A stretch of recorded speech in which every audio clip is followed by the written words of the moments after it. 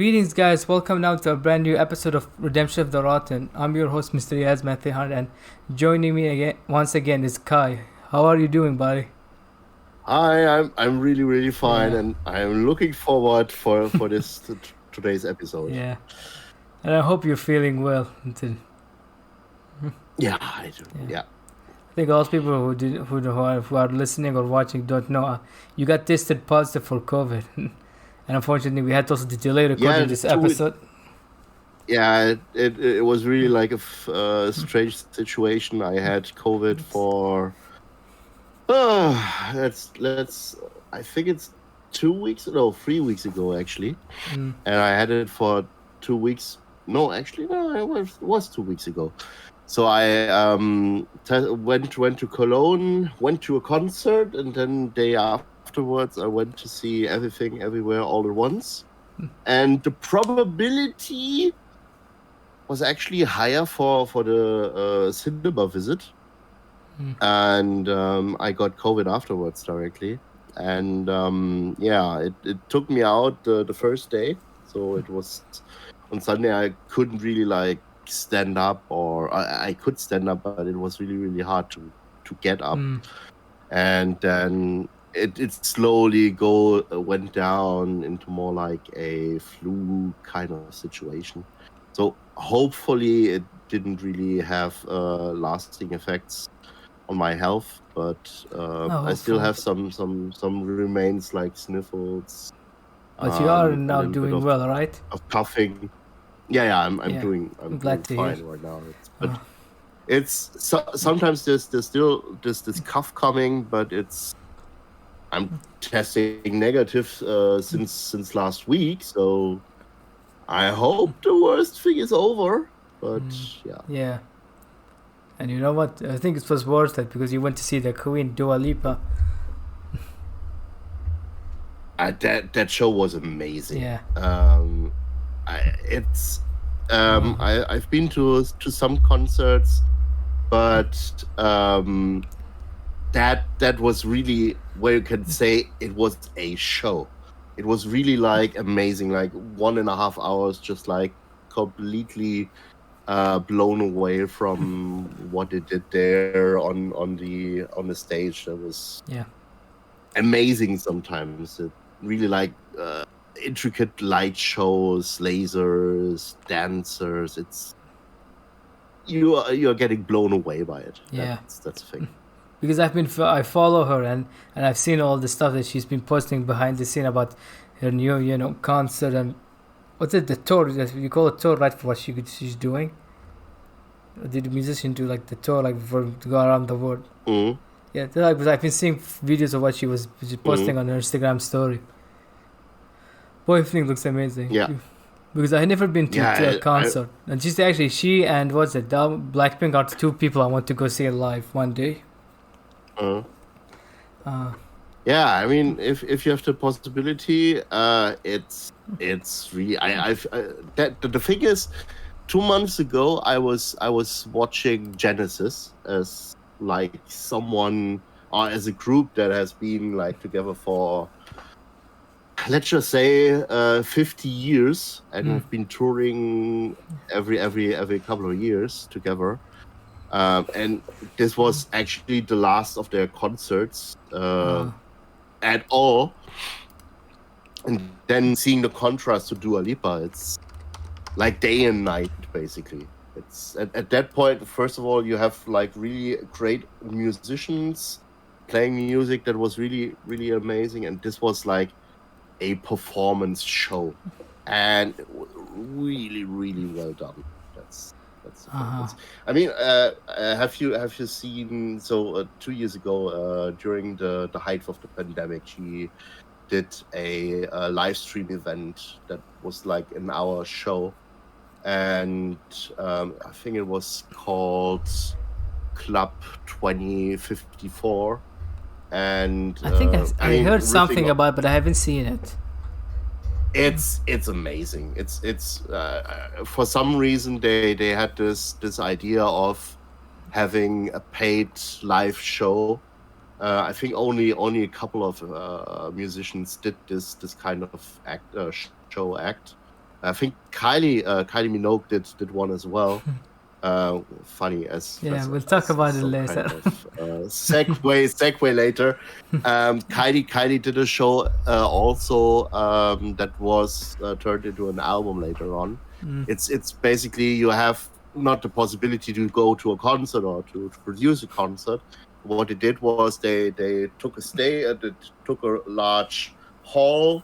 They built scenes and stages everywhere, and you had dancers everywhere, so you could really go from one part to another part, and each part has basically dedicated to a certain song. Some of them are basically more like bigger events where you have a couple of songs. Then you have some downtown things, some other stages where you had like the duo songs so there's this one Belgian singer called Angel who was also there. Kylie was there also. They had a phone-in video with Miley Cyrus. They also had Elton John. So it's like the combination of all those things. These are actually the musicians she works with, because I remember she did a music video did a song with Miley Cyrus, and I don't know if that's the same Belgian singer. I think she did the music with her, and she also did, I think, recently a song with what's his name? Elton John. For some reason, I was thinking of Elvis. I don't know why. The thing is, the Elton John song is called Cold Heart, or in all additional brackets, the P Now remix, because this was like a DJ that's doing the remix for that. And it's basically a remix of 4 different Elton John songs. So the bass is Sacrifice, which is I think it came out in '89, and Rocket Man, and this is like the main chorus part, and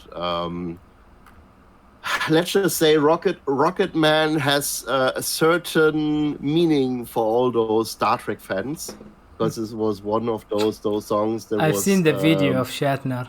Famously done by William Shatner. So what I was thinking, like, if you're doing like a proper original remix of Elton John with like Rocketman in it, take the William Shatner version, because that would be so pretty, and like putting everything together. You're having Elton singing the song, and then William Shatner performing the song. That would be the icing on the cake. Let's just say it like that. All right, and at least it sounds like you had a great time watching the concert, despite you getting tested. But the thing is, this was now concert number 2, and I'm getting concert number 3 in the next 2 weeks, and then concert number 4 a month after that. And first of all, first one is the Pet Shop Boys that I'm going to visit in Stuttgart, and the second thing is a live recording, or no, a live performance of Return of the Jedi. So you're seeing the movie, but with a live orchestra. I've seen videos of this happening. I'm looking forward to this one, because I love Return of the Jedi. And you must be excited with all the Star Wars news that came out. Yeah, especially I think just before the main part of the pandemic, I was at a concert called Hans Zimmer versus John Williams, where you basically took the soundtracks of both musicians, and at some point they had a complete choir doing Duel of the Fates. And you're sitting there, and you have this whole choir doing Hona Ratama, and you're getting. Let's hope this doesn't get us, claimed on YouTube, but it's okay. Let's hope. Like that. But I think this week they had also on Star Wars Celebration a similar thing where you had John Williams orchestrating like a large choir. He did, I think, that theme for Obi-Wan. and then he just did Indiana Jones. Harrison Ford came. Exactly, and also the if you're looking, so we are drifting away because the soundtrack to Obi-Wan is amazing from the first 2 episodes that I've seen and heard, and we're watching it in June because Disney Plus is coming out in June in my country. Okay, good. So you can also see it now. And this is done by the same musician that did the Nicola Holt that did the Loki soundtrack last year, and she's really nailing it. She's doing also, if I'm mistaken, Batgirl, that movie for HBO. Could be. I don't know if it's a movie because they're saying it might come out on HBO Max or theatrical because it might be a theatrical release after all. All right. We should actually start because now we're 11 minutes and I'm pretty sure if they listen, the viewers like, okay, so shit, we are talking about. So are we talking about music or is this? Okay, this is how we always begin, guys. We end up talking about some random stuff before we start talking. So in case nobody know what this is, this podcast is us talking about movies we pick to see if that are badly received or pretty polarizing, and we see if they are deserve to get redeemed or not. So. I gotta say, I'm sad that Andy's no longer here with us. But I was about to clarify. He's alive. He's alive. Okay, I meant to. Boy, I can't wait to tweet him about this. Okay, so he actually, he unfortunately is busy with work, and we were originally supposed to do, basketball, but I was like, man, I'm falling behind schedule with some of the episodes, and I had to delay an episode, so I called Kai, and I'm thankful that you're here to do Street Fighter. But I know that he has some stuff to say. But don't worry, on our next podcast, I'll have him I'll have him give us his thoughts on Street Fighter. Boy, I can't wait for him to hear his thoughts. He thinks he's scared, but he's coming back. So you mentioned. I think the basketball episode will come. Yeah, man, we've been delaying this for long. It's all his fault mostly, to be fair. Yeah. Only that's his choice. He picked the film. If he has some related issues that come up, it happens. It's sad, but it's because we're recording this now on today is Sunday, right? Because I was been confusing dates a lot. This Sunday. For some reason, I don't know why I keep thinking it's Saturday. Sunday, yeah. Because we mostly, I tried to do it on Saturday, but I think he's mostly free on Saturday when he has free time. All right. So I think let's just begin now before people man, we're 30 minutes in. Yeah. It's like you're playing a video game. Where's the movie coming in? And besides, I think somebody would say that it's worth it. That this might be more entertaining than the film for some of them. Oh yeah. Well, but actually, I mean, there are some good stuff. We're gonna talk about them. This is the appetizer. We're setting you up for the movie. I mean, we already teased. So, you mentioned what's her name? Kylie Monroe. That's her name, right? Kylie Minogue. Yeah. Kylie Minogue. But the singer. So you mentioned her name, and it's a great segue you mentioned because this is what we're reviewing a movie that she was in. Street Fighter, the 1994 movie, written and directed by Steven E. D'Souza, which some people might recognize his name as the guy who wrote 48 Hours, Commando, The Running Man, and most importantly, Die Hard. And this movie also has an ensemble cast. We got Jean-Claude Van Damme, Raul Julia, in that's if I'm not mistaken his last film role because he did I think a TV show later. Yeah, it was. Yeah. No, there was no time for him to act because I think in the last month before he died, he was actually still filming some scenes for this movie. I think he finished shooting after this movie. Huh? He died. He finished this movie and then he a couple of weeks later he died after. Yeah. Really, really, really sad what happened there. And we'll talk about him later. And we all supporting cast. We got Byron Mann, Damien Chap, and we got Kylie Minogue. Ming-Na, whom people might recognize her from Mandalorian, Boba Fett, and what's it? Oh, yeah. Agent of Steel. And her voice Agents of S.H.I.E.L.D. Yeah. And let's not forget her most important role, Mulan, as the voice of Mulan, the animated show. And we got Wit Study. I think that's how we pronounce his name. So, like all of us know, I think most of us know what Street Fighter is. It's based on a video game, which is about a tournament of people fighting. So, we'll talk about the tournament. Let's just say loosely based. I mean, they got character. You know what? It's okay. Loosely based on the video game. It's basically the plot of the movie is like this focus on Colin Guile trying to stop a dictator, and Bison, who's played by Raul Julia, and Guile is played by Van Damme. We'll talk about this casting later to stop him from conquering the world and save hostage whom he kidnapped. So this film, it came out like it had a lot of behind the scene problems, but despite it being like badly received, it was actually I think was profitable enough. It made about $100 on a reported, if not mistaken, $35 million budget, but it wasn't like a huge hit that they were expecting. And that was not the first time seeing the film, right?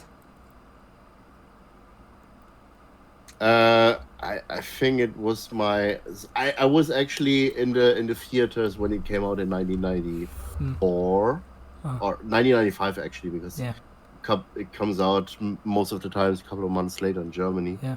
But it's a good thing Andy's in here to talk about your age. Fucking Andy. Yeah. Yeah, because I'm actually older than Mark, actually. So it's. Boy, man, you're giving him more materials now to roast you on the next Zoom call.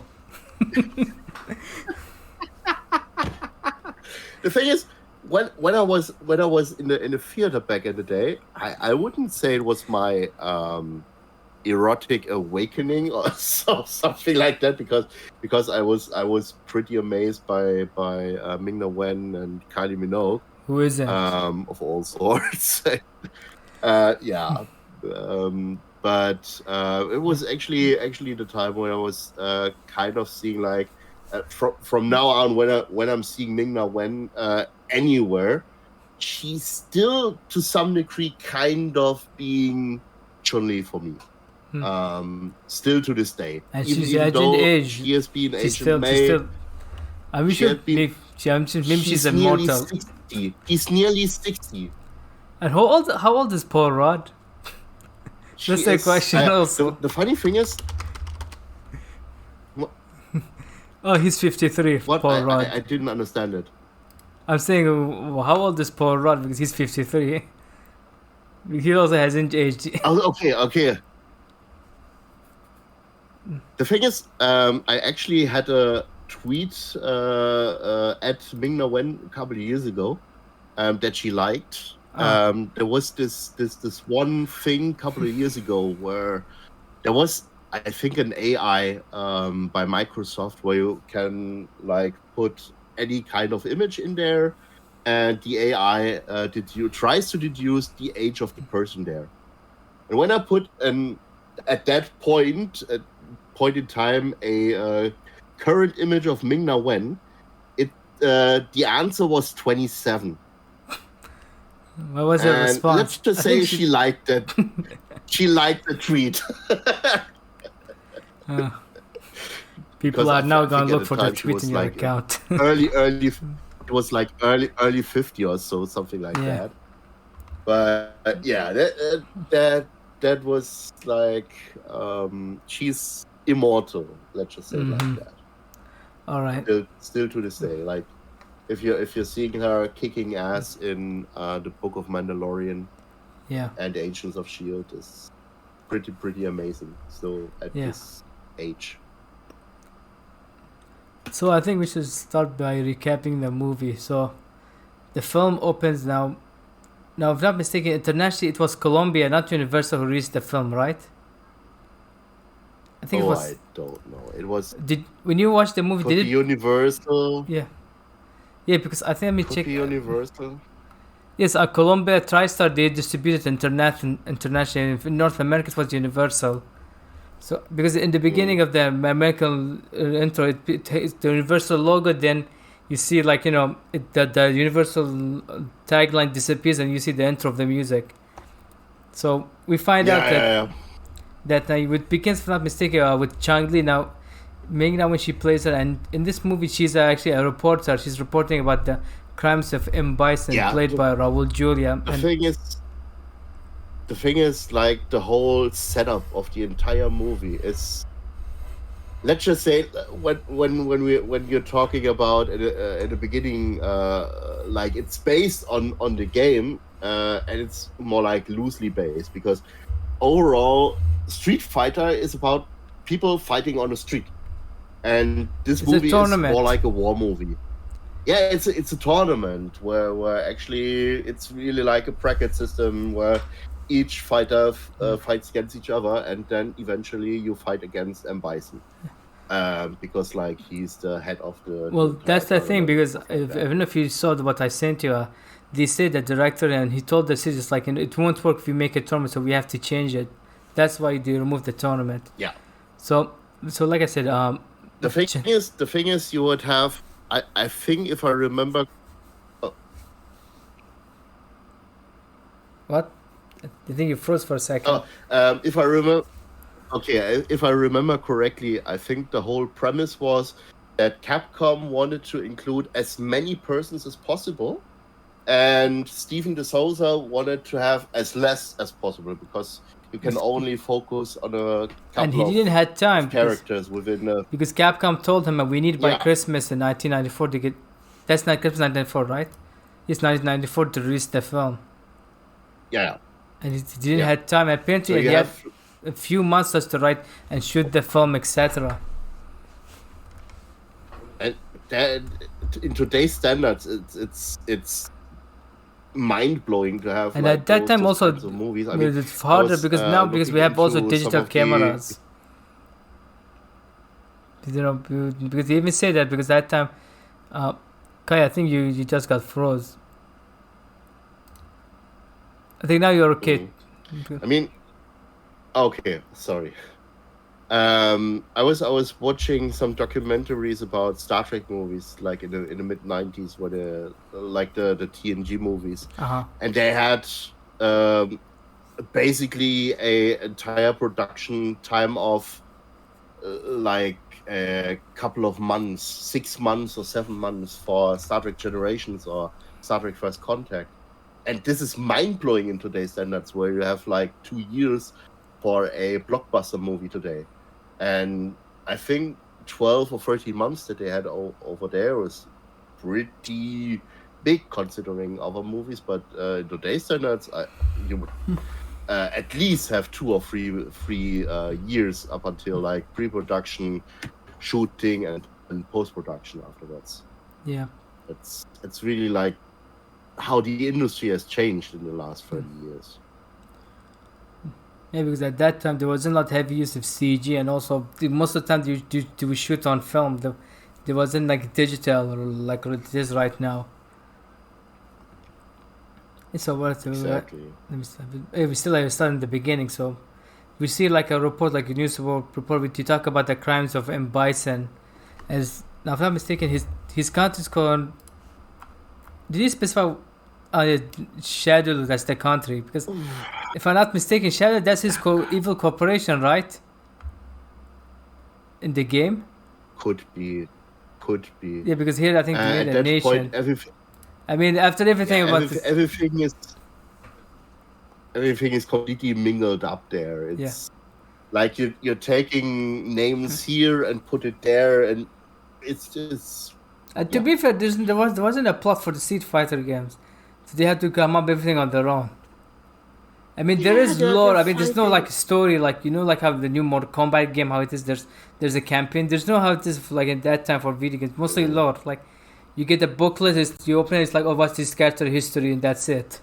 And mostly you see the ending of the character after you beat the arcade. I think you would have like small little storylines for each character, like how they would relate amongst each other and how they would relate to M. Bison and stuff like that, how they would get into the tournament, so to say. But like everything, it doesn't really matter for this kind of movie because you have a completely different kind of premise there. Yeah. All right. So like we see him like and we see all the news report they're being watched by M. Bison in his lair, and we see that he's collecting hostages and he's dropping them in the pit, and at the same time he's also fighting and killing like the AN, the Allied Nation that stands for AN, that's short for AN, the soldiers. And while Shanli, she's like reporting, she sees Guile come in and she starts to interview him. And Guile, he's played by Jean-Claude Van Damme. And you'll all be wondering, wait, the muscle from Brussels is playing an American guy? Which actually is you read how he got cast in the film, right? Yeah, I think if I remember correctly, they were saying like, okay, we have like 30 million, so let's have a look who's available. So let's call Schwarzenegger. He doesn't want to be in this movie. Let's call Stallone. He also doesn't want to be. Who do we also have on the list? Jean-Claude Van Damme.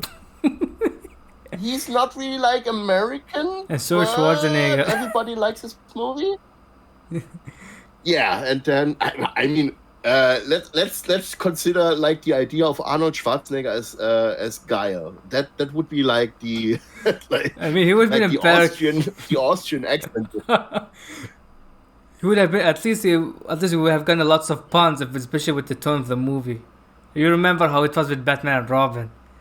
This scene would have been also worse. Oh yeah, don't. But I think we should be careful who we got for the film. I think that should be our answer. It's really funny because the director. I mean. You were saying? Yeah. I mean the. Oh, okay, sorry. So basically, the director said that he told Capcom what about his accent? It's like, what accent? He found out that all their movies were all dubbed in Japanese, and he just found out that's not even he has an accent. that is like one of the best like stories behind the scenes. Like he doesn't really speak American English. Well, who cares? We can dub him. I mean, there's some dubbing. We'll talk about it later in the film. So you were saying something before I interrupted you. We were talking about Van Damme. Yeah. I mean, just like considering who's also kind of available or is in this kind of like bracket of like action movie superstars. That was the request. Capcom told them get an action movie star to be in the film, and I think Stallone was the one they were looking at. That was Capcom one, but they told them he's too expensive. You know, they say that Van Damme apparently was the cheapest one, and apparently I don't know if I confirm that they paid him I think $8 million, if not mistaken, out of the budget.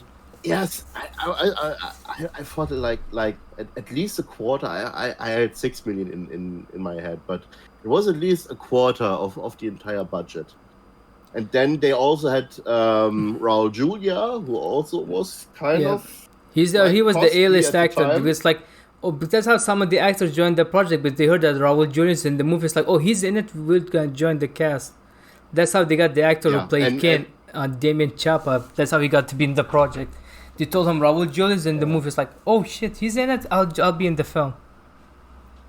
Yeah, and they basically from that point on they would have to think like, okay, let's just see who we also can get with the rest of the budget. So let's take whoever we can. Everyone else whoever we can. Because from Van Damme and pin. Julia were the main priorities for the project. He said, they even said that once we got them, we secured everything for the movie to work.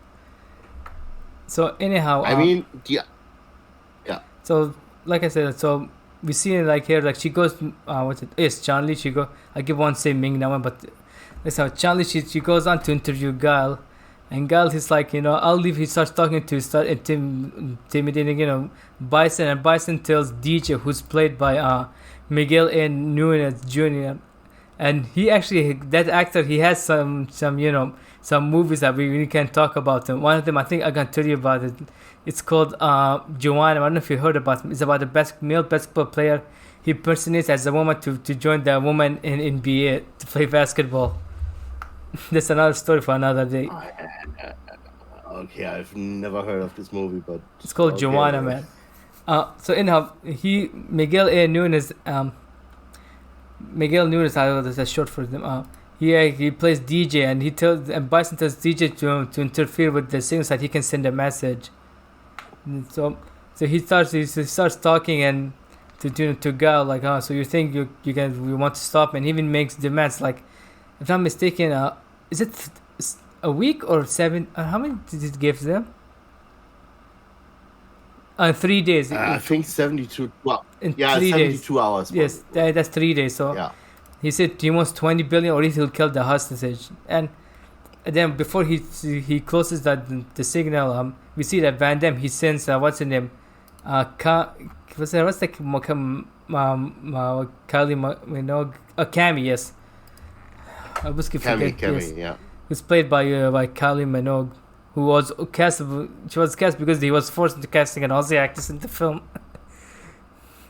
Because I just the idea of like Stephen De Souza sitting in a plane, like thinking all the time like, fuck, I have to cast this role now. She's supposed to be British, but I'm getting like this thing from the Australian government that says, if you want to shoot in Australia, you have to cast at least one Australian actor.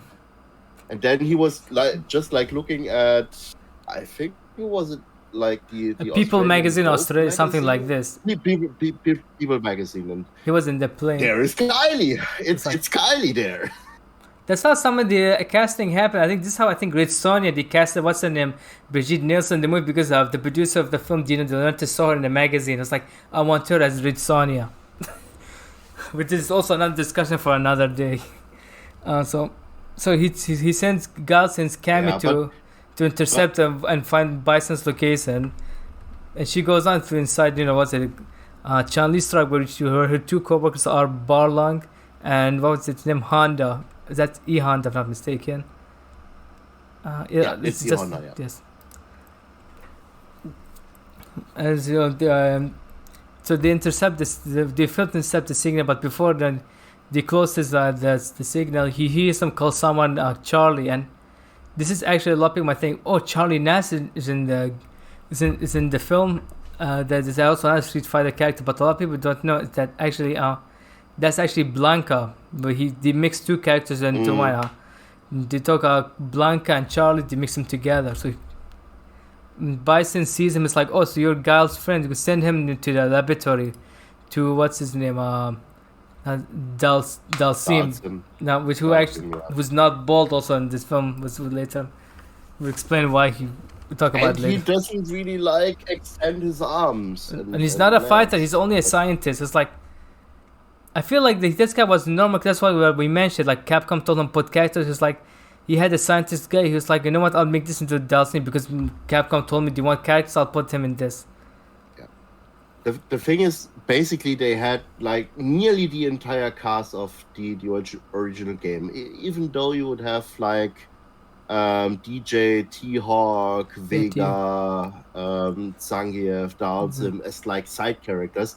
They are in this movie. Yeah. And if you would like do in today's times a movie like that, you would have at least like half of the cast being put back like for the post-credit scene or like the second movie, stuff like that. Yeah.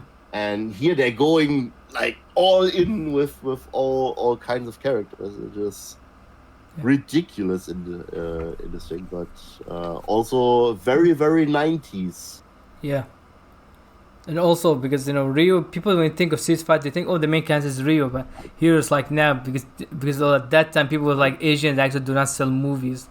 Just like, unless you're Jackie Chan, you can't sell movies. So they end up like making the kids are white guys. They end up getting Van Damme to lead the film. It's not only that, but they also had like this other actor called Kenya Sawada, who was supposed to be the main actor for Ryu, Yeah. as Capcom intended. Yeah. Yes, And this it turned I was out gonna save like it later for trivia, but we is- can talk about it. So Yeah. we'll talk about later when they introduce them because Mhm. he still haven't got to the actor. The character, I mean Captain Hawada. That's how we pronounce his name. Sawada. Sawada. Okay. Oh yeah, I said an H instead of an S. So anyhow, so he sends Carlos to the laboratory, and then was this here where they cut to Ryu and Ken, and they're going to meet what's his name, Sagat. Yeah. Yeah, so you see them like you see them there, and if I'm not mistaken, they're playing a Street Fighter Ryu in the background, right? Oh. Good question. Yeah, because Could I'm not, be, but I think I heard. Let me see. There it says because I have the soundtrack list on the open up, so people might, if you are watching, you see me, you like looks like I'm looking at the screen. That's because I'm looking at the. Oh, I did. Ice Cube's performing the song. It's a song called Street Fighter performed by Ice Cube. If you look at the. yeah, I think that was the credit song. Yeah, because there's also an MC Hammer song by MC, because they had some little Cool and Yeah. Paris, and because they had them sing it. We are definitely somewhere in the 90s. That's Mostly hip hop, because I know because the Peak hip hop 90s community over love there. video games, and that's why I think mostly you see like, because doing music for for video games like fighting games. So anyhow, what were we talking? Oh yes, so Ryu and Ken went because to go to meet Sagat to sell him guns, but Sagat tells him, I already know you guys had the guns, and in this he brings, and also in that area we see that there's a fighting arena where you see Vega is fighting like competitors. Can we appreciate the fact how fucking ripped Vega is? Or the actor who plays Vega. The guy was, so if we are talking like abs and stuff like that, I mean, this is an 8-pack that he has over there. I think that's his first movie. That's his first acting gig. That's the thing. He should have been in more movies. Oh, and he was. Do you know what was the last major thing he was in? Do you want to guess? I have no idea.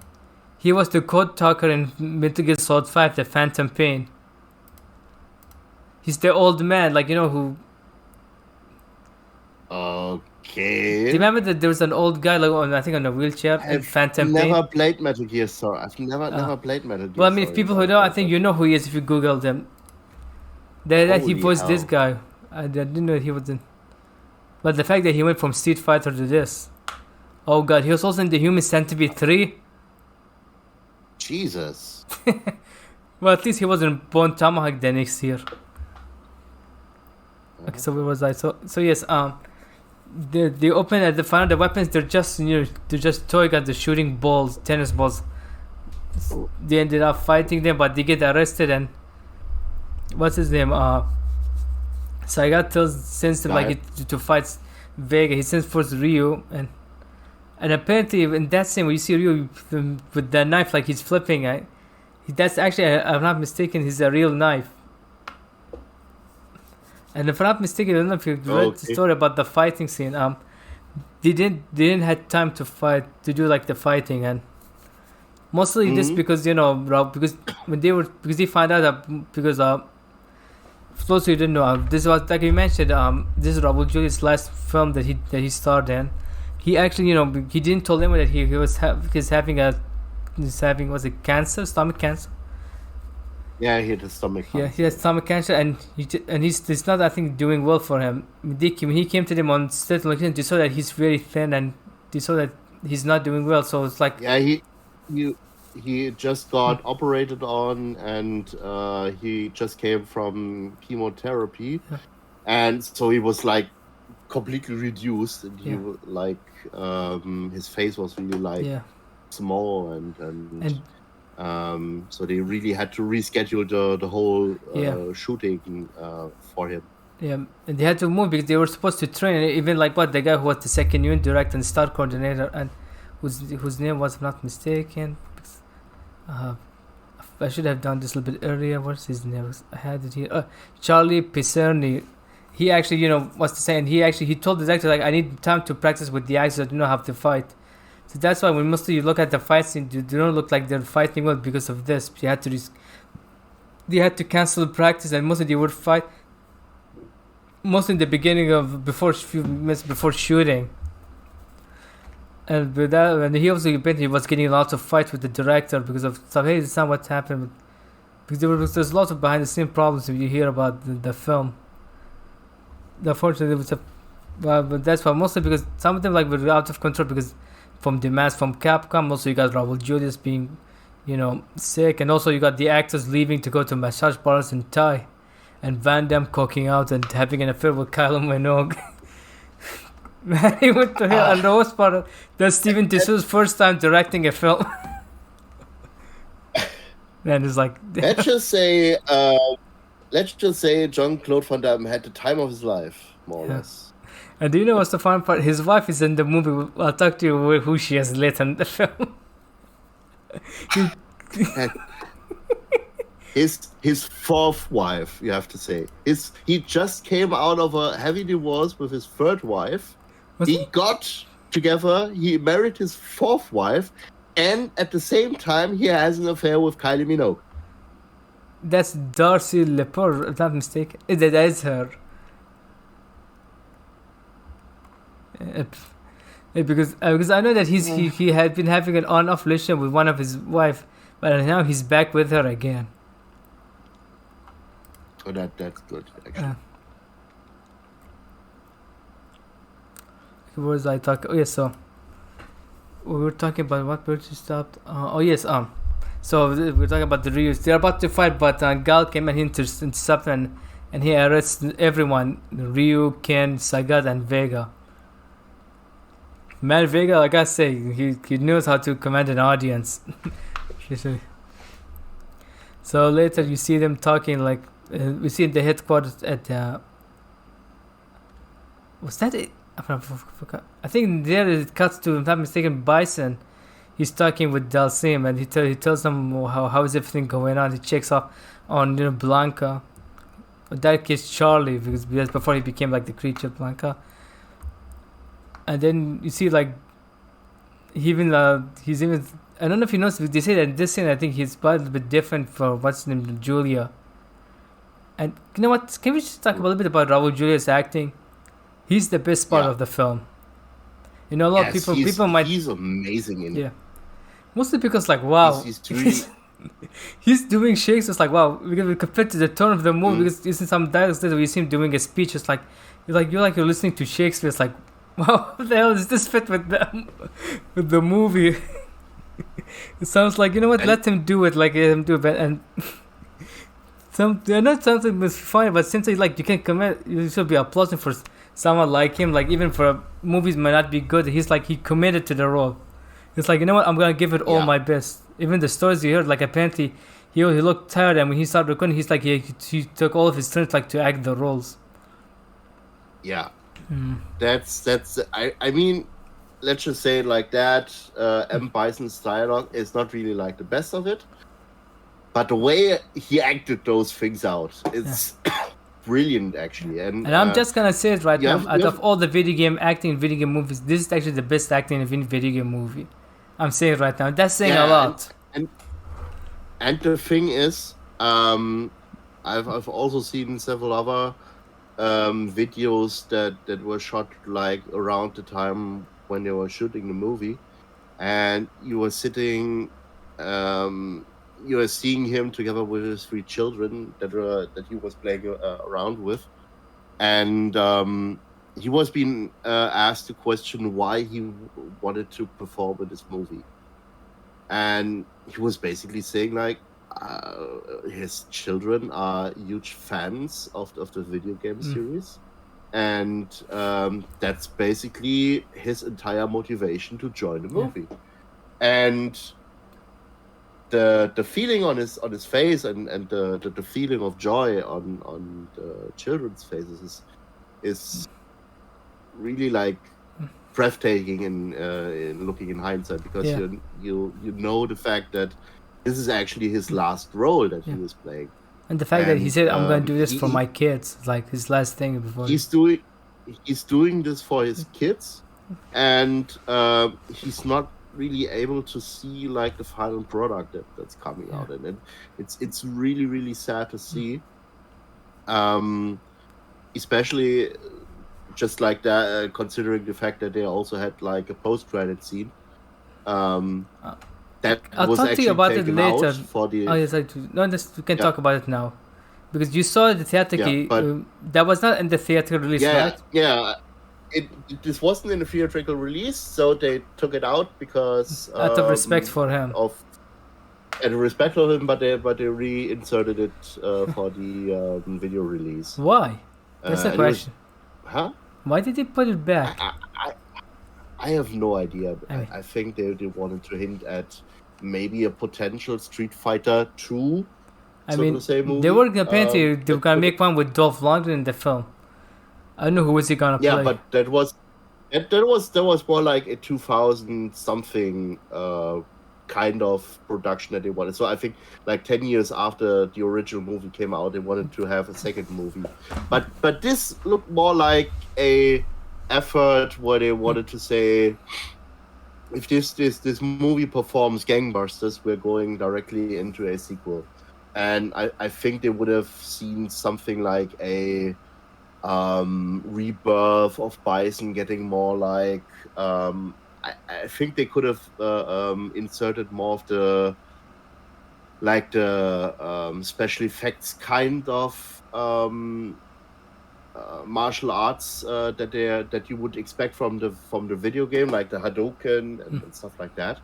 So you could go into more like those kinds of mythical aspects that you're seeing in the video game, and incorporate that and expand from that. But unfortunately, nothing surpassed there. Yeah. And I'm gonna talk about the Hadouken later at the end of the video. So where was I? Oh yes. Yeah. And so he's talking with Delson. He even tells him like, if you do it for me, I'm gonna. He's like, and he's very charming and manipulative in this scene. It's like, nah, don't worry. He hugs and it's like, everything will work out for you. I'll make sure that you get everything you need. But you know, he's very manipulative to him. So later it cuts to like the scene where you see the end soldier from different countries in the world, and is there where we could I don't know if we already seen him. I think was it T-Hawk, if I'm not mistaken, the character, right? With T-Hawk, Cammy, and what's his name? Guile.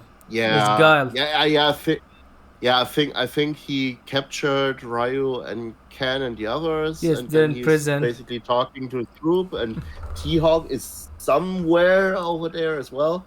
And then they are, I think that's I think he's his right hand man. Him and Cammy, like they're the right hand. Exactly, yeah. And there also, I think here we get introduced to Captain. What's his name? Sawada. Sawada. He's played by Kinya Sawada, and of course this character, like you mentioned, he was supposed Capcom home because the part of the deal is like cast this guy in the movie as Ryu, and this what's his name? D'Souza. He's not that funny enough to play Ryu. He's like, you know what? I'm gonna create a new character for him. And unfortunately, when he did it, they had a problem. It's like, oh man, his English is not that good, so they ended up dubbing him. That's why when you guys hear him speak English, that's a different actor voicing him, and it shows like this is actually a dubbing voice. Yeah, let's just say his English was not that really great, and yeah. So if they really want to put like emphasis on the relationship between Ken and Ryu, I can understand that they went for someone who's a native speaker. So after that, let me see. Oh yes, so a guy attempts to kill Guile, but Guile stops him. It's actually a Shadowloo agent, and then we see in the prison, like, if I'm not mistaken, you see like Ken and Ryu, they fight two people, and apparently this scene was added because Van Damme, like I said, he was out there high and partying in Thailand and didn't have from fight. Just like, I want to put this scene in the film because he had to write so many stuff and add scene because of Van Damme. And then what happens? I think at some point they would have to do something like I wouldn't say the behind the scenes movie. He actually came like out. I think there's a lot of articles about them. The one I sent you, the Polygon, he talked about it, and Van Damme he talked about it in an interview. Like I don't know on what website. He said that I was high on drugs while making this film. Like I was being an a-hole to these people, and I was having an affair with Kylie Minogue while I was married, and my wife also appeared in the film. And apparently she was pregnant when his wife was at that time. That happened. Yeah. So he just married her and got her pregnant, and then had an affair with her. And even I saw like the interview with the director. He asked him about Van Damme. He's like, he even said that, oh yeah, we had someone to come in, like a guy to look over Van Damme, but he just let him go. He enabled him to do his stuff. He didn't stop him. Even the guy who's supposed to, the guy who fixed her, who's supposed to fix him, instead he just unfixed him. He just let him continue doing what he's doing. And then actually, what was that? Yeah, I think Stephen DeSouza later said in an interview like they actually hired someone just like to watch over. That's the him, guy who was so I mentioned, like to look at him. It's like, you can do whatever you want. I'll join you also. Yeah, and he basically became the enabler there. So, what was that? It's I was Gal, of some reason I want to say Van Damme. So Gal, he sees Ken and Ryu, and he's like, yeah, he makes a deal with them. I think we didn't even tell you what the deal is, but later you see they're being transported, Ken and Ryu alongside Sagat and Vega, and then they attack and they start to escape. And Ken, you see him like he grabs a gun and he kills, what's his name, Guile. And while Chun-Li and her crew, they filmed his death. Later you see like this is actually the speech that I'll talk about. We see Bison like he's talking. He gets notified. He's like, man, I wish that I was there fighting him because I wanted to kill him. And if he starts talking, people will think I'm the madman speech. Like I will show them what the Shakespeare stuff. And of course Zangief has to come out. That's so beautiful. Man, he's portrayed like an idiot, and it's supposed to be funny, but his lines are not funny. I even feel so bad for the actor who's playing him. Let's see what else. So after that, we see like what's in. I think after he shoots like Sagat, he goes to Kenry. He's like, you know what, guys? I like what you guys did. I'm gonna introduce you to Bison. So after that, we cut back to what was her name, Chun-Li, and because most of the time I say most of the actors' name, but I have Chun-Li and what's her name, Honda and what's Barlock, because in Chun-Li when the truck came, she plants the device on the truck, and to track them, and you notice that there's also another signal interfering with them on location, the headquarters of the AN. Chun-Li, and we see like she sneaks in and she sees like the body of, it goes to the morgue, she sees the body of Gal, and Gal wakes up. Now, why was he sleeping? I mean, why waiting for this long? I think it's basically one of those trope scenes where you're entering a morgue or maybe he was tired. He wanted to sleep. He's like, wake me later. He tells them. Yeah, something like that. But I think he kind of had this strange kink like of something like a jump scare attack to whoever is going to enter. Well, they're not gonna kill Van Damme. He's the star of the movie. You're not gonna kill him. No, of course not. Of course not. But I think he just wanted to scare the hell out of anyone who's trying to wake him up during his sleep. Yeah. Or his coke thing that he's doing. Whatever. Maybe he took a coke and he's like, yeah, I'm gonna fall asleep. Don't wake me up. It would be fun. Maybe that was not the screen in the film. It's like sleeping. Imagine the scene was not scripted at all. So he's basically just like lying somewhere in a darkened room. And basically you have like Ming-Na just enter there and try to wake him up. We're just filming there. Maybe that's what, if it was a dude, he would have punched. It was like, oh, it's Ming-Na with a hot woman. I'd be just. So we find out that girl is not dead, and they tell him to arrest her and his men, but they tell to kick her out or to arrest her. I think they arrested her, but she escapes with her crew, and they leave to find like the truck, and when you see like they go to a map area where you see Bison opening a tent, people are doing magic tricks and belly dance. And you see that one of the people who are doing the magic tricks is Chun-Li and her crew. And then Ken, he goes on to follow them, and then Ryu starts following him, and they both get attacked by the group. And what's funny is that at that time we see Sagat talking with Bison. He tells him like, hey, you know what, I'm gonna give you the money for all your contribution. And I like this part. He opened them all Bison bucks. Yeah. Well, he's really sure to take over. The whole idea of his idea, it's like, how are you gonna make this a thing? It's like, oh, I'm gonna kidnap the Queen of England. Really?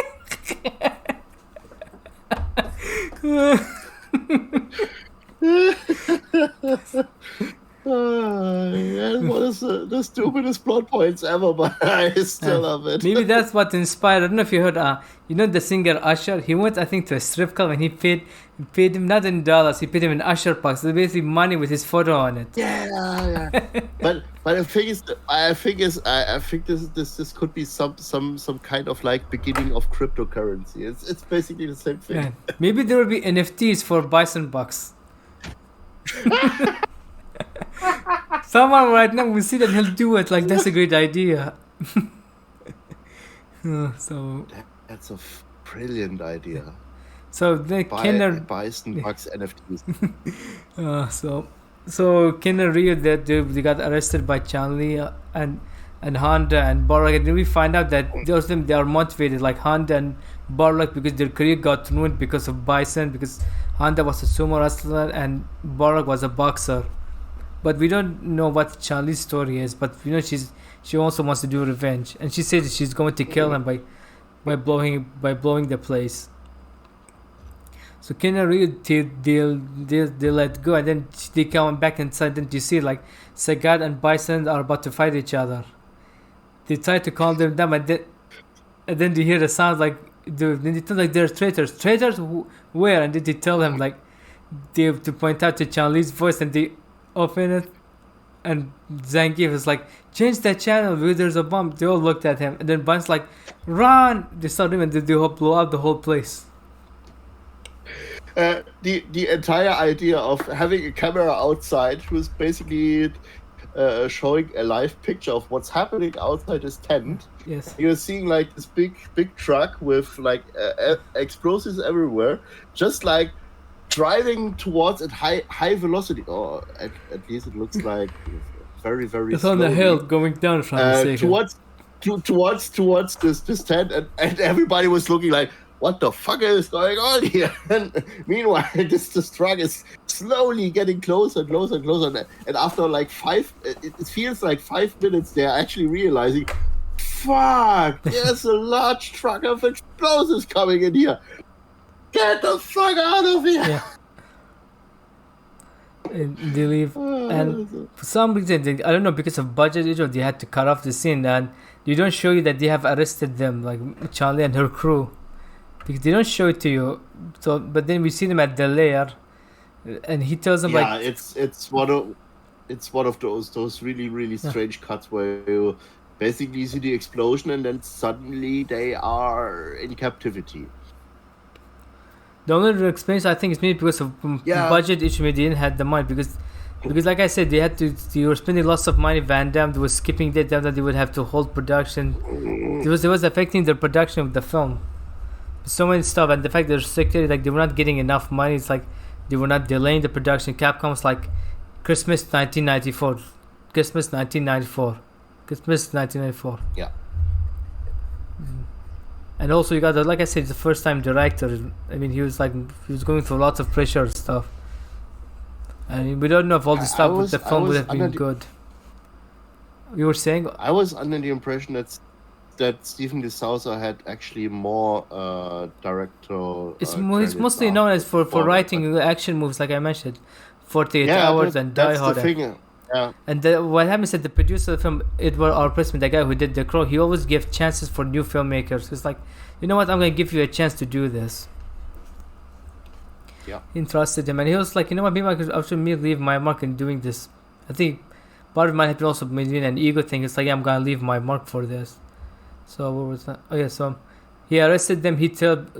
Bison tells the crew to send Barlock and Honda, to the torture chamber, but he tells them, like, send Charlie to my office. I'll interview her. And he tells them to send Kennedy to the training, where you see them wear their iconic, their white clothes, the white martial arts clothes and the red martial arts clothes.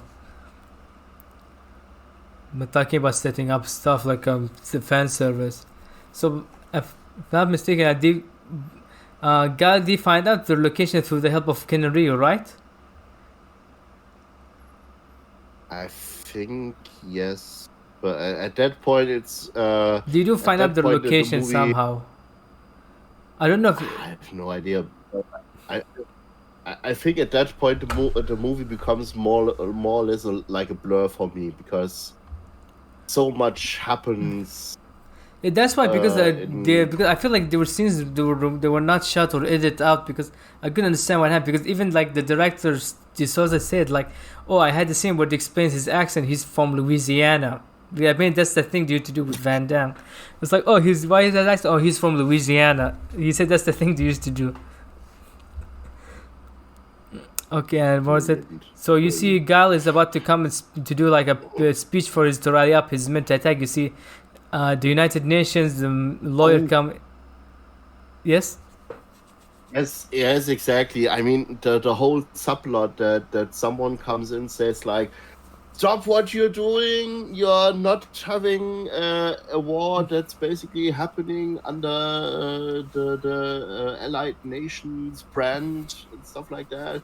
You have so like the three British actors that they are getting there. They're paying like so over the top. Bison. He's like, and Van Damme's like, I mean, Gal, whatever. Gal was like, man, what's next? He's gonna demand more money and more stuff. Like, is this how you guys want to do it?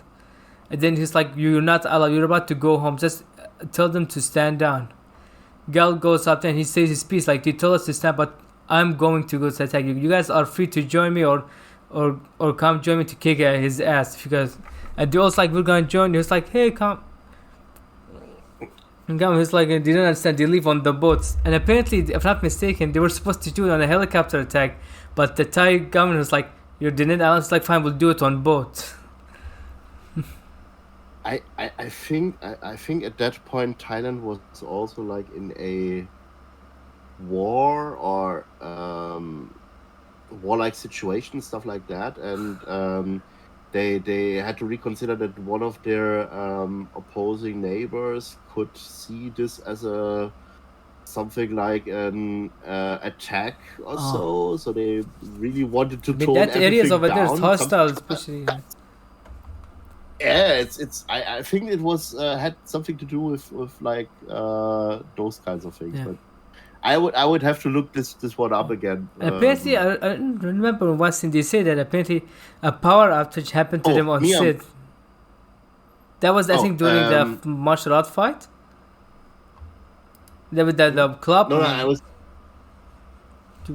was just looking up this helicopters thing, but they were saying like political instability in the neighboring Myanmar, and which is why the AN troops attack via boats instead.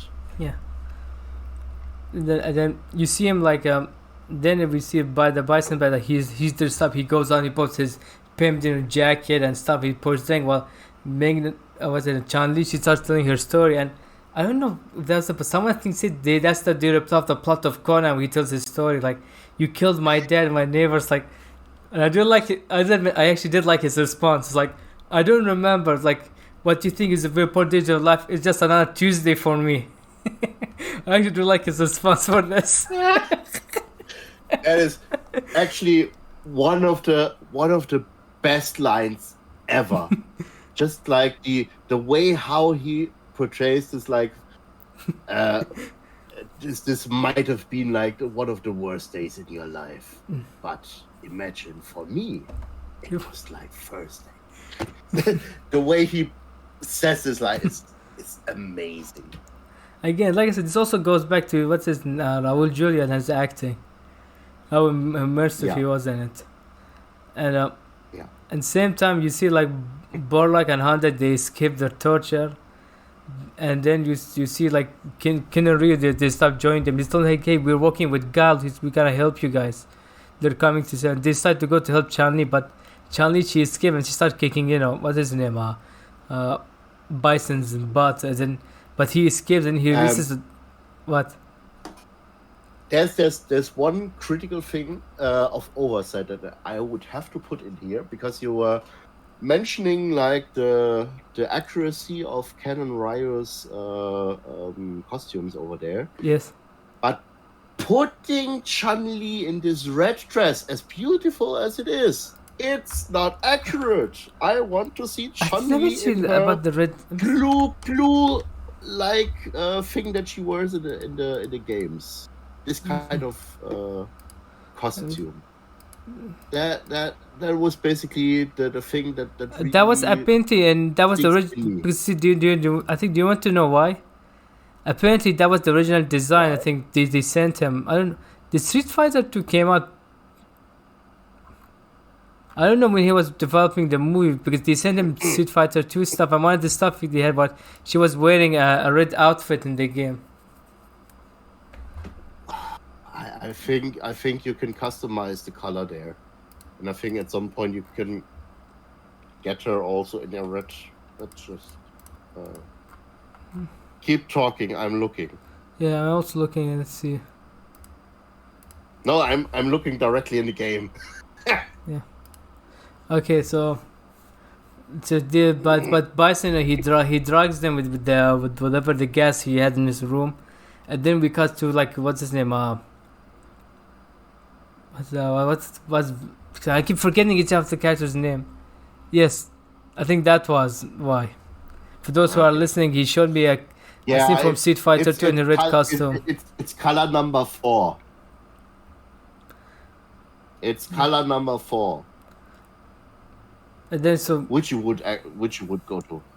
Yeah, not so, color number 1. You could go directly to color number 4. Okay, so what was that? Oh yes, so you see Gale, he's listening to music. I don't know what song they're playing. Then since when did cassettes play videos? That's a question. Was that a small like? What? Remember when they're on the boat? He inserts a cassette and it cuts to video of him and Charlie talking with 2 women. Oh. It's in the boat when Gal is driving. Right. He put some kind of mixtape in it. Yeah, mixtape. I was like, I don't remember mixtape playing videos, because after that it cuts to a video of him and Charlie. And yeah, right. And that woman who's actually in the middle between Charlie, that's actually Van Damme's real life wife at that time. The one who was pregnant with his child. Yeah, so they get detected. DJ mentions Bison, like, oh, there are people coming. It's like, oh, that's if they're using camouflage. But Bison said, I'll go upstairs. Then you see him going up on this thingy that goes upstairs, and his controls are like that. It's the arcade stick. He had an arcade stick to release the mines. I was like, wow, man, talking about shoehorning something unnecessary. Like the whole idea of like saying he is radar. What was it? Radar resistant. Kind of ship that they are driving, and if you're looking at the video footage, it looks like they're invisible or something like that. I have no idea that this kind of thing is somehow related to each other, like hiding against radar, and then suddenly you can't see it, like visually, That's not how physics works. But yeah. Yeah. So what was that? Yeah. So but however, like he does succeed in blowing the ship, but the gal and the rest they escape. They interfere the location. Gal said, "I'll interfere first, then I'll open the door for you guys and the rest to come in." He goes inside the library, but oh, that's right. We forgot to talk about Dalsim has been like mixing with the project. He's been playing, videos of happy things for Barlock so that he doesn't turn to evil. I mean, one of the guards finds out about this, but he extended a list Barlock and Barlock kills him. Magalka gets inside and he sees Barlock and he wanted to kill him, but Dalsim tells him don't. And then later what's his name? Bison. He looks at the hush. It's like they didn't save you, so I'm releasing a monster to kill you. He thinking he was about to release Barlock, but instead a flying Van Damme comes and kicks Bison instead. And then everyone start fighting. The what's his name? Chun-Li, Ken, Ryu, Honda, and what's the Barlock. They all escape and they start fighting to free the hostage. And then another had DJ. He escapes to steal like his treasure and stuff that contains money. And Saga to Vegas, like we have to go. I want to get my revenge on Ken and Ryu. And Zangief starts fighting with what's the name? Honda. So they, if I'm mistaken, they interfere inside the crew. And then the Japanese crew captain Sawara and his teammate, they're talking in Japanese. Then for some reason they're watching Honda and Zangief fighting, and there's a Godzilla sound effect. No. First of all, it's being televised, so they're seeing It's just like on the TV, and then they're basically fighting on this one set that you've been seeing earlier about Chandalu City, where Bison has some kind of miniature of this entire city. And they are fighting in this room while crushing this small little city. And then they're introducing also the Godzilla sounds. Yeah. So it's... How much do you think it cost the Universal and Capcom to secure the rights to use this Godzilla sound effect from Toho? It was a little bit certain, but I wouldn't say... The only experience I can think of, because TriStar, who distributed internationally, they were working on, what was it, the Ron Emmerich Godzilla film. Maybe that's how they were able to secure the use. Yeah, but the Godzilla movie was still around 3 or 4 I mean, they were still working because they had too many people working on it. Jan de Bond was working on it. Then Jan de Bond, that's his name. So what was I? Oh yeah, so they start fighting each other. Chun-Li and what's it? Chun-Li and what's his name? Barlock. They start helping the hostage, and Ken and Ryu. Ken decides like, I'm gonna steal something and be on my own. But Ryu said no. I want to go help them save the hostage and defeat Bison. Ken goes on to steal a gold snatch, but he sees that Sagat and Vega they are attacking him, and Ken goes on to help him. They defeat him, and it's fine because in this scene, I don't know if you saw, but in the originally there's edited, like they removed from the movie to get a PG-13 rating. Vega dies. He gets stabbed. I think he, and there's one scene you would notice that he does the Hadouken like Ryu, but because I think of there being PPA and some budget issue, they're going to allow to use, I think, the Hadouken. That was like a nod to no, but I think they were planning to, but I think he didn't want to do it, but Capcom were forcing him to do it on the fan. They were like forcing him too many stuff, like to put it for the fans, etc. Yeah, there was also this whole thing of Capcom wanting to have everyone doing at least one kind of their iconic moves from the games, and for some reason they didn't really shoot them, or actually scheduled them for shooting. And they had to reshoot some of the fighting scenes later on. You do see what's his name, Barlock later. He has his gloves, his boxing gloves later. And then while Gal stays behind to fight Bison, and then he defeats him by just But we throw him on a computer and he gets electrified. He thinks that he killed him, but somehow Bison has, which looks a very fine scene, where it's him getting, CPR. Like you see him like electricity, and he wakes up and he gets electrical power from this. He starts flying. He starts fighting, Gal. While there, they find out that what's his name? He set off like the timer, the bomb, right? The Bison, to blow up the place. I think at that point I was a little bit reminded. I was thinking about what kind of movie this reminded me of. I just had the idea. It reminds me of Turtles 2, where you had Shredder supposedly dying, and for some reason he gets some kind of ooze on top of him. I've seen this movie for a very long time, but I remember the scene. Yeah, and then he's coming back as Super Shredder. Yeah. It kind of reminded me of that scene when he was like CPR'd and getting like his. It looks like he's about to get an alien just from Alien. Is about to come out from his chest. Yeah, that's what it feels like. He really looked like he wanted to do a Emperor Palpatine impression. Even his face even does, like, he even starts flying. And in the minute Zangief, he sees, like, he's being betrayed. It's like, I'm gonna help you guys. I'm gonna be a good guy. I'm gonna help you. He holds the door for everyone to leave.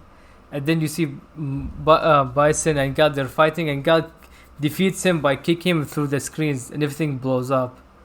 As the timer's the whole scene of, like, Zangief turning from, like, oh, what? You're getting paid? What am I doing here? It's just like brilliant. It's so campy, but because that's the thing, because he played very stupid stuff. I feel like they could have done it better. And of course, when he was fighting, he had to take his shirt and pants to get damaged to look like his costume from the game. Yeah. And what was it? Where did I stop? Oh yes. After Bison gets defeated, the whole place gets blown up.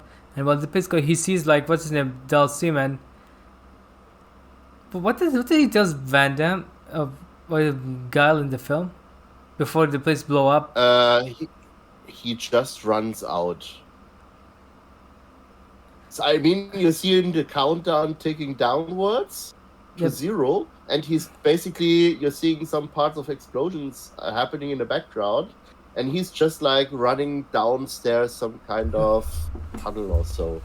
And then you're seeing the big explosion of the entire temple. Oh, right, because I just remember, like, because Dalsim tells him, like, he and Carlos are gonna stay because they don't want to use their Carlos, and Dalsim knows to create more super. So he's like, if they kill me, they're gonna kill him. So he tells Gal to leave, and Gal leaves. The building blows. Everyone thinks that he died, but he comes and tells if he's alive. And then everyone, they're saying to change that they're happy. Then Ryu and Ken said, hey, we want to join you in helping everything peace. We see the background plays Brob, and everyone starts posing, like doing the character pose, and then the title screen, Street Fighter, comes up on screen. Yeah. Boy, man. Yeah, and then afterwards... Yes, we get the post-credit scene, which was, we talked about it. They removed it from theatrical release, but they kept it for the home video. Yeah. So let's talk about some... Let's talk about some... Actually, just like an insert, I was looking through some of the credits. And there were 2 names that were actually kind of interesting among the stunt performers there.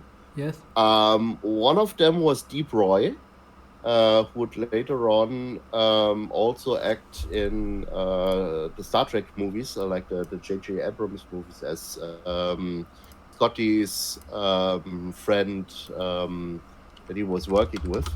The creature? Yeah. Because I remember speaking with the creature, but I remember the character's name. Keenzer was the character's name in Star Trek. So I saw this guy's name in the list of stunt performers, and the other interesting name that I saw was David Leitch. Yeah, because he is actually a stunt. He used to be a stunt guy. Exactly, who would later on be the director work on John Wick. But now he's Atomic Blonde and Hobbs and Shaw, Deadpool 2.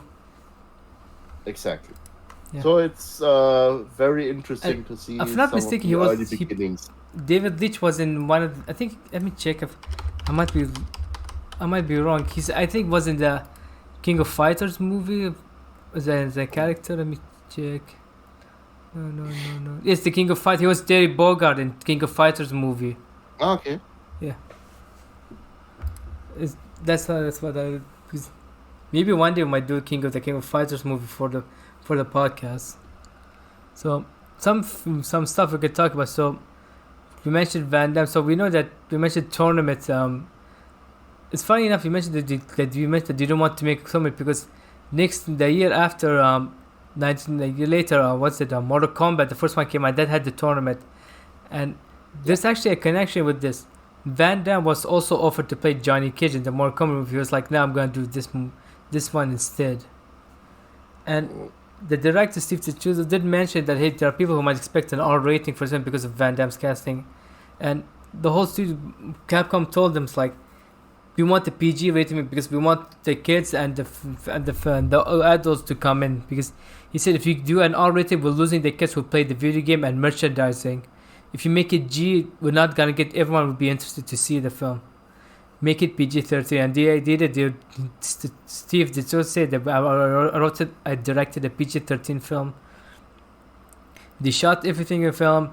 During the post-production, they submit to the MP. Was it the motion picture MPA? No, I think the first cut was R-rated. That's what I'm gonna talk about. Why it got an R rating. So he sent to the MPAA, and during that time they were about to review the film, a school shooting happened, and that affected the MPAA. And just like they gave it an R rating. It was like, man, we have to do something about the film's editing. That's why if you look at the finding, not just because also because the fact they didn't have the training, it's also the editing. Like they had to edit out the punching and everything. It looks like you're watching a Saturday morning cartoon, and the scene of Vega getting killed also was edited out. Of him getting stabbed, like I mentioned, because he's supposed to. You see him getting stabbed and die, but you see him just falling on the ground. You don't know if he's dead or unconscious. And they edit up, they submit to the MPA. It got a G rating, and people are like, oh god, what are we going to do now? And the director's like, I have an idea. Do you remember that scene? He's coming down like the rope, Van Damme. He's like, I'm getting tired of this, shit. And he added that line of doing ADR, said they can get a PG-13 rating. So that's how they got the film to be rated PG-13. Yeah. And of course, it was also. We talk about the American what? Yeah, the American rating system is ridiculous by itself. It's just like the efforts of some movies getting a certain rating. I remember two examples. So one is basically Die Hard 4, where they didn't want to do an R rating and they made it a PG movie. And afterwards, when they re-released it on DVD or so, they just recutted it and then it got an R rating again. Just like because they would cut out some of the blood, some of the. Some directors think, you don't show blood, you get a PG-13 rating. That's how it was. Yeah, but that's not how this thing, because Texas Chainsaw Massacre, the first original one, it's not a bloody film. The director was like, I'm not gonna show blood because I want to get a PG rating. And people was like, and the MP is like, you think we're gonna get a PG rating? Even Judge Dredd, because if you know, there's some scene in the film where people get killed in the room. It's also the same guy who wrote the Street Fighter. And he's like, when he wrote this scene, when I wrote this scene, it was just you see the bad guy get into the room and it cuts to outside the window. There's flashbang. Then what happens to the director? He came as like, I'm gonna show him getting killed, but we don't show blood. And the guy, because his experience is like, dude, this is not a PG-13. This is an R-rated. And of course, Dredd got first an X-rated. That's different. That's a story another time. We review Dredd on the channel. Yeah. Because I have this one. It's a part of the movie we need to talk about. Yeah, there's also another Star Trek movie called Star Trek Generations, where they also went for a PG rating. I think the TNG film is the first movies that Star Trek films that are rated PG-13, because the Shatner They were not rated, that PG. They were rated PG.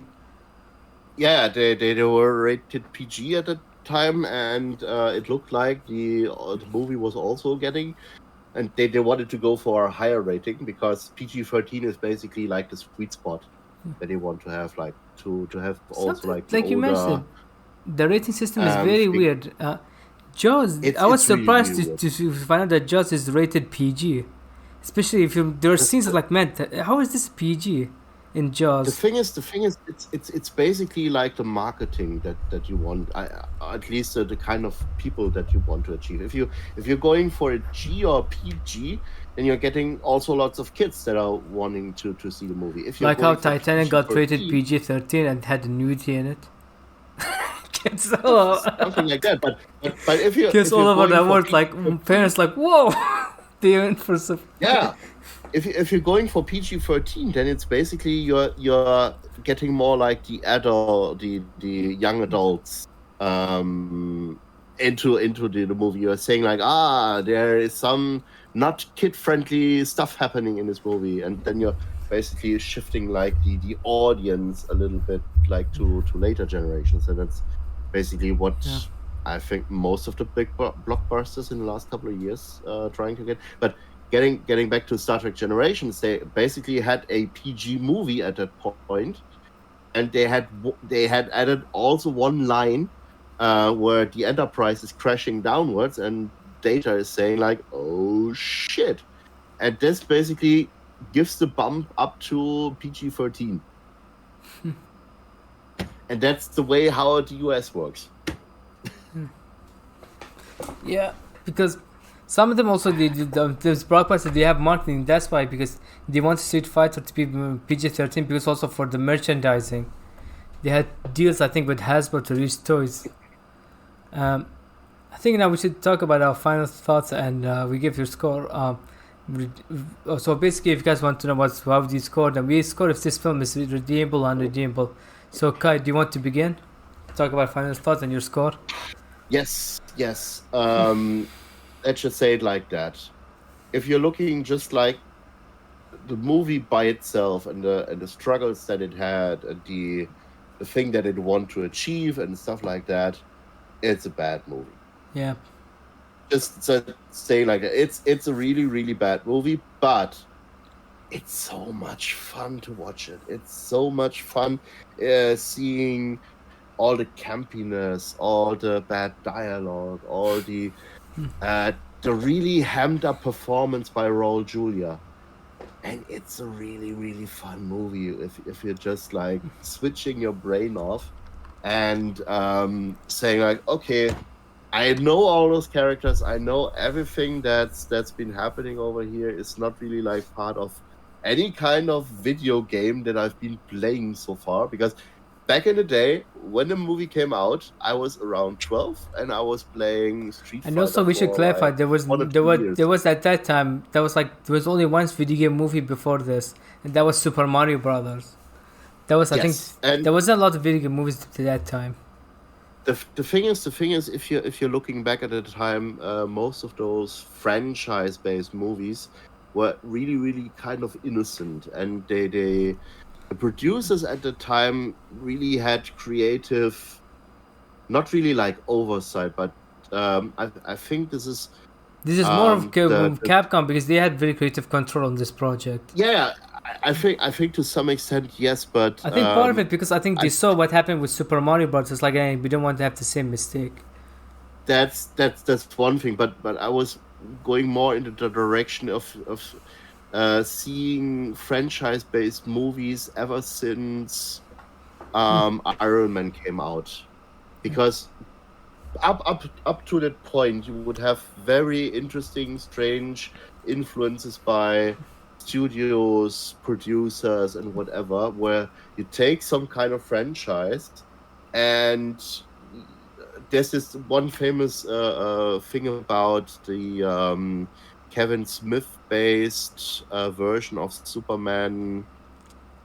What was it? Superman Lives, where they wanted to introduce this kind of spider-like creature. Yeah, I know. The Wild West really wanted spider. to insert. And the same producer later on went on to produce Wild Wild West. And look, what's the major villain is having? It's like a really large spider that's being fighted on.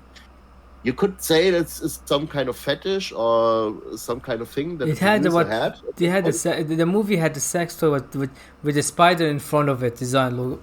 I'm pretty sure it's the fetish. Something like that, but you would really have like the things that the audience would bring out that would really say, I'm really associating my my youth or the things that I've been reading as a child with that brand, or the things that I've been playing within this franchise.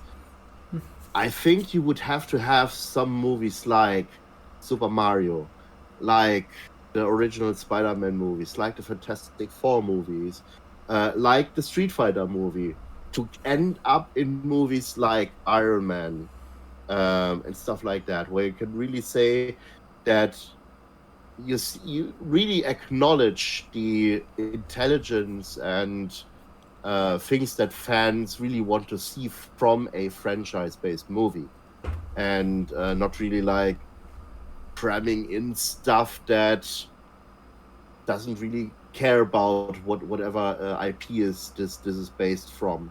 And I think you would have to have this kind of experience in the beginning. Unfortunately, Street Fighter and even the later Street Fighter, the Chun-Li movie, also falls into that direction. Because for some reason this movie is even worse than this one. That's why I appreciate this one is bad, because I've seen the sequel and that other movie. I know what's happening. The sequel is just like even worse than this movie. It's boring as hell. And apparently they offered Van Damme could come back as Guile. It's like, nope. It's like, what? No. When Van Damme says no to your movie, you know you have a bad film. Exactly, and he was rightly doing so to this. There should be a good discussion in the sequel. We should also get Andy as punishment for the delays. But fortunately, Jean-Claude Van Damme had later on better movies like JCVD. Yeah. And he's really doing well. Looks like movie. He's acknowledging that he was an a-hole.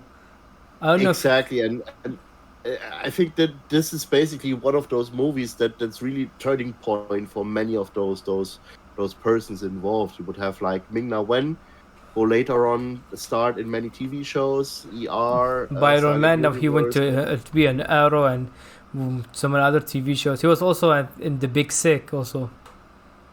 Yeah, exactly. Also, like the end of the acting career of Kylie Minogue, and then getting more back into the pop business, which is a great thing actually for me, because I love Kylie Minogue as a singer, as a pop artist. I mean, I would have seen her more. Would have liked to see her more. She was in San Andreas, that in the Rock movie.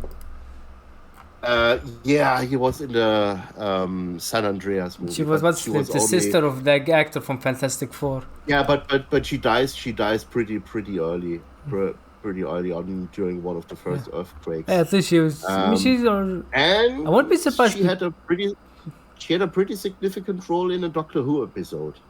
So, Voyage of the Damned. Yeah, exactly. Yeah, but overall, it's a bad movie, but it's a good bad movie, so to say. Let's just say it's a redeemable movie from my point of view. Yeah. Well, for me, like I said, like this film, like it's not a great movie, but like I said, Raul Julia is the reason why this movie is doing well. But you just like the fact that with all this behind the scene problem, they were able to make a film come out, and it's not a very disastrous film. Like when you think about, there's some movies you watch, man, the behind the scene dramas having, like for example, the Josh Trank Fantastic Four movie. That every day you keep hearing about behind the scenes drama happening with the set, and the director come out later saying this is not my movie, etc. This one on the other hand, the director was like different. Like they did the films like, hey, we're not gonna do it, and he persists like I'm gonna continue making the movie one way or another. He released it because I feel like because there was a lot of interference from the studio on this movie, like like the Josh Trank movie, there was a lot of studio interference with him, and he actually he released the film. The result was not that good. I mean, we don't know if the film would have been better if he had more time, etc., to do stuff, more money, better location to be filmed at. We don't know the end result. But overall, if I had to say what I have to rate this film, I would have to go with, for me, it's unredeemable. Because of the Unredeemable? Yeah, because Okay. because I didn't find the humor to be funny and stuff.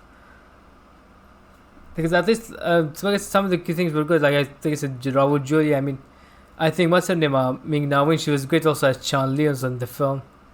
Because like I said, because of the bad editing and stuff, like they had to edit the fights and they were badly edited, and part of it I understand why they were the movie, but overall, if I had to, like I said because I think it was a very enjoyable film, but for it's not a big disaster because also we've seen worse video game movies than. We already mentioned the sequel, Legend of Chun-Li. That's a very worst movie.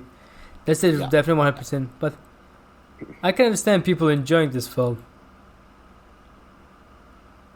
So I think this is just my opinion. And that's it for today's episode, everyone. Thanks, guys, for listening. And before I go, Kai, where can people find you? You can find me on Twitter, Instagram, whatever, at Arvel_Crynight. Even MySpace? RYYD. MySpace. I think I did have a MySpace. Wait, you do? With that. I think I did. Yes. But does MySpace still exist? It still does. These people are like, we should invest in MySpace after Elon Musk bought Twitter. I hope you're not mad that I gave it an unredeemable score. No. I mean, this is perfectly your opinion, so it's perfectly fine with me because this fucking movie is redeemable as fuck. But, well, at least look at the right side. At least Andy's in here, so would have ranted about it like he did with. Oh, he would have ranted the hell out of this movie. You know what? When we are actually on, what is it? I'll make him review it on the next podcast when you record. What is it? The thing is, the fact that it has Kylie in it is just like the most redeemable thing about this movie. You know what? It's in the middle road. Let me think about it. You know what? Because for Raul Julia, I'm giving the redeemable score. That's it. I'm changing it. Thank you. Yes. Because he made the film for me, I give it a redeemable score. Yeah. Great. I actually enjoyed the film because of him. If it had been the fight scene looked better edited, I would have given it a higher score. And yeah, I mean it's definitely a bad movie. So we cannot talk about it. We cannot talk around it. But it's a fun movie. Boy, can't wait for Andy's reaction when he finds out what my score is. Oh yeah, let's wait until the next movie.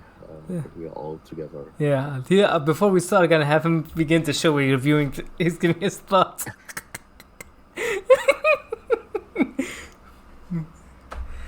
Okay, so at first for me, you can find me at YAZ300 Pro on Twitter, Instagram, and YouTube, and also and also you can find this on any available podcast service like Apple, Spotify. Just type "Redemption of the Rot" and you'll find it. And before we leave, I want to tell you guys something. I launched actually a YouTube goal that if I reach 1 million subscribers, I'm going to review the animated film The Adventures of Achila. And I don't know if you guys saw the trailer, but I hope you do see it. Oh crap! You've seen it? No. It's that animated Turkish movie, but I showed to Joe and during the Zoom call, it broke him. He's like, he finally did. He showed me a movie that finally broke me. Oh crap! But they're also, he told me that for 1 million subscribers, I'll do it for you. I'll review this with you. Okay. I don't know if you want to be part of it, because I'll try to see if I can trick Andy to being part of it one way or another. Yeah, let's wait to see where we hit. Like I said, 1 million milestone. subscribers on YouTube, and I'll review that film. So I think that's it, Yep. guys. Thanks, guys, for watching or listening, whatever you are. And I hope you guys have a great day. Bye. Live long and prosper. Me too.